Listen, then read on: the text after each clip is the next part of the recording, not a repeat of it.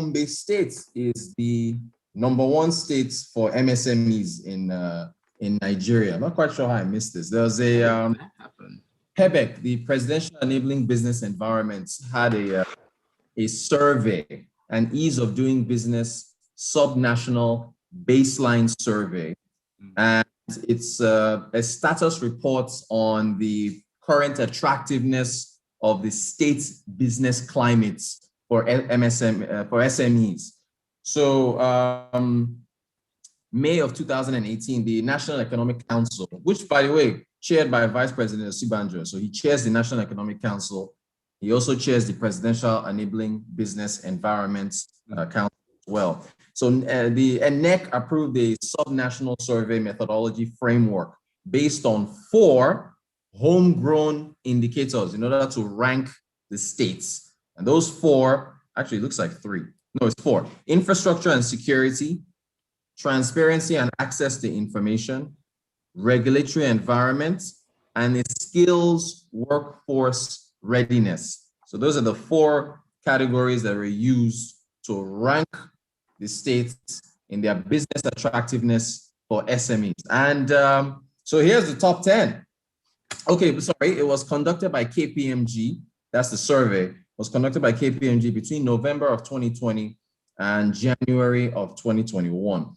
Gombe State was #1. They scored the highest, again, on those 4 parameters. Once again, infrastructure and security, transparency and access to information, regulatory environment, and skills workforce readiness. So Gombe #1, Sokoto #2, Jigawa #3, Bauchi #4. There was no #5. I checked the list. I couldn't see a #5. So I don't know what happened. Anyway, #6 is Kebbi State. #7 is Anambra. #8, Ondo, Katsina, Bayelsa. And then since there's no #5, I went to a #11. Where's Lagos? Huh? Where's Lagos? No, Lagos isn't on the top. Lagos didn't make the top 10. What was Lagos's rank? I have to check what Lagos rank was. Lagos didn't make the top 10. This is again ease of doing business. So again, when you ask yourself, why do certain states rank? Infrastructure and insecurity. What's the state of infrastructure and security in Lagos? What's the state of transparency and access to information? When I think of transparency and Lagos State, think about the Lagos State budgets. Yeah. And the access to transparency there in Lagos State budget. Access to transparency and access to information, regulatory environment, and then the skills workforce readiness. So it's an interesting list, I have to say. It is. I personally don't know. After see, look, I told myself I need to travel around. I need to be like Cheta. Cheta travels around Nigeria. Yeah. So if any of our listeners know anyone doing business in Gombe, Sokoto, Jigawa, Bauchi, or Kebbi, please send a message and let us know what the what your experience has been there, so I can move in those states, so we can relocate. We can relocate, because that would I think that's very interesting. Gombe, Sokoto, Jigawa, Bauchi, Kebbi, those are the top 5 as far as. It's quite attractive. It is. Yeah, so as attractiveness for SME. So there's probably some hidden stories here and there from different states. But look, the issues in the issues that plague this country plague every state. So power, multiplicity of taxes, the regulatory environments, all these things are there. And if this was the case, a survey is supposed to reflect reality, right? So if we all heard that if there was news that, that the business, some international company said, hey, we're going to Gombe State and we're going to go set up there, a tech company said there was, the survey would come out later and reflect something that people are like, okay, yeah, that makes sense. Because look at you asking, where is Lagos? You'd ask that question because when you think in Nigerian activities, most people think of Lagos State. So you don't want to see a survey that surprises the same question. Yeah. Yinka said Ogun State Bao. Then what was Ogun State didn't make the top 10. He said, why Ogun State Bao? Yeah, he said, but then what was VP Akkad going to do in Jigawa? I hope we don't ban KPMG. He says, where is Lagos? And then Prince says, Rotus, Lagos State budgets and quarterly performance report and audited financials are on the Lagos State website. So, they are? Transparency, yeah? For which year? That's what he said. That's what Prince said. For which year? The Lagos State budget and quarterly. All right. So basically, we can go. I'm going to go and visit it. I assume it's 2020. Yeah. We're going to go back and visit that, and hopefully there's like a 5 to 10 year trend. I'd love to go back and check and take a look at that with respect to. D from Alausa says, please, what report is this? Ease of doing business across. Yeah, it is again. Once again, says, yeah. Mm-hmm. Go on. Is the ease of doing business sub-national baseline survey that was conducted by the Presidential Enabling Business Environment Council in partnership with KPMG. That's it. That's what it is. That's right. And Inkabulu says maybe it's. Thank you. There's a bit of lag. Sorry about that. Inkabulu says maybe it's degrading for Lagos to be ranked there. We should be compared to the likes of Johannesburg, Nairobi, and co. It says, but Rotus, what's happening in South Africa? It's getting crazier than NSASO. I saw a picture of people looting coffin and pigs. Yinka, apparently it's a serious situation there. About 72 or 73 people already reported dead in the stampede that happened when the mall was looted on Monday. So it's not a pretty sight. Prince says from 2007 till dates, you'll find the records there. That's an answer to your question, Rotus, in terms of 2007 or 2017. He said 2007. That's what I see here. And then Otunuga says ease of doing business. Yes. Otunuga says ease of doing business, top 10 states. What does it translate to, or what do those states bring to the national table? Political survey used to deceive ourselves. Benga Komo says some of those states, the government is the only thing happening there. Not much in terms of heavy industrial activities that generates jobs as well. Olenochuko says, why would Lagos not be among the top 10? It's simply because of Agberu's. What? All right, Rotus, go ahead, please. I think we're expecting inflation numbers tomorrow. I forwarded you a picture. There's a funny picture that went viral online. I'm not sure if it was tweeted or it was on Instagram. Can't really tell.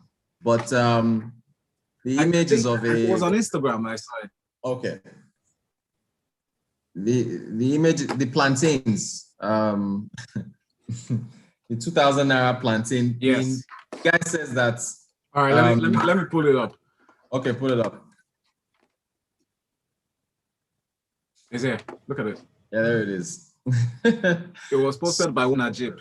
It says, this is 2,000 naira plantain. At this point, it has no business being in the trunk. You sit next to everyone and it's strapped to the seat belt. And I assume this is the front seat. Yes. But don't you feel, I could relate to this. I could. Dude, a crate of eggs, a crate of large eggs is now 1,800 naira. That it used to be 800 about a year or so ago. We're getting, the reason why I'm sharing this is we're getting inflation. We should be getting inflation figures for June tomorrow. Food inflation still very high. You're still seeing, again, I've talked about this plantain thing in the past. I remember when I was yelling about plantain being 1,000 naira or 1,005 and how crazy that was. And now it's 2,000 naira. So you think about the amount of land available here, the fact that agriculture makes up such a, relatively large portion of GDP, the number of people it employs, but, the infrastructure bottlenecks in getting, harvesting, getting food over through the different transportation channels to the markets, it's impacting prices and supply. So, yes. I don't know. It's just the pockets are being drained. In fact, there's one of the headlines that we are taking for Freshly Pressed today. It says Nigerians borrow to feed as food prices soar amid stagnated income. It's a story from The Guardian that we should look forward to. Yeah, what this bureau, that reminds me, the Bureau of Statistics, I think it was a year ago, was it August or September last year? They started doing a survey, a household survey based on people who have been impacted by COVID-19. It was in collaboration with the World Bank, and I can't remember who else. But yeah, one of the surveys found out that people were, because of the impact of COVID, and I won't even say it's up to COVID. I mean, we've been, think of the number of people who have been pushed into poverty and so on and so forth. People were borrowing money to buy food. There was a stat. What was this stat? I think it was 8% before COVID. 8%. I can't remember the numbers, but I think it was single digits and jumped to double digits. It was about 8% of households in Nigeria had one adult who went without eating for an entire day. Post-COVID, that I think jumped to I'll look it up. It was either it jumped to 15% or 20% of households in Nigeria that now have one adult who goes without feeding for an entire day. There was also a report that 7 or 8 million people were pushed into poverty. This is in addition to us surpassing India about 2 or 3 years ago to the poverty capital of the world. So, it's the impact has been severe. So you take the number of people falling into poverty, you now add where food inflation is, you add where the exchange rates, the Naira traded at 505 to the dollar. It's at 500. This was a number that we used to throw around 2 or 3 years ago. And now here we are, it's at 500. I mean, what else is going on? It's tough. It's tough out there. That continues to be one of the big priorities of the government, to try to support individuals and try to at least, allow them to be able to take care of the basic necessities, because that's becoming more of a challenge day by day. Yes, you're right, Rotus, just before the COVID, before the lockdown, 2019, towards the end, even the World Bank published on their website, the NBS, National Bureau of Statistics, report that 83 million people, that's 40% of the total population, live below the poverty line. And that's estimated at about 137,000 Naira at the time. So imagine how bad it got in 2020, people are still trying to recover. It's difficult, man. It's difficult. Very quickly, there's a T-bill auction. I think about 128 billion is being auctioned today. But we think with the last auction, the 364 day was at 9.1%. It's been coming down a bit.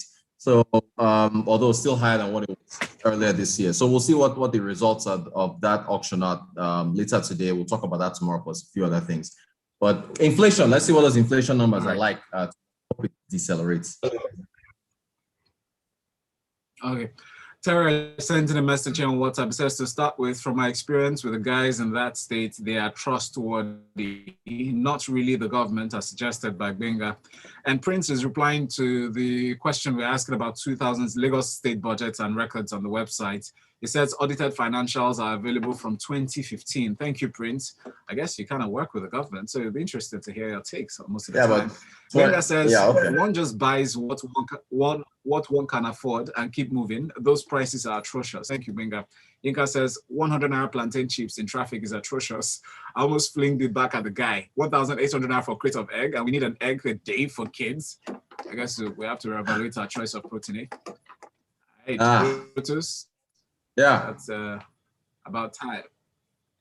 Thank you, Val. Thanks for all your messages. We'll see you guys tomorrow.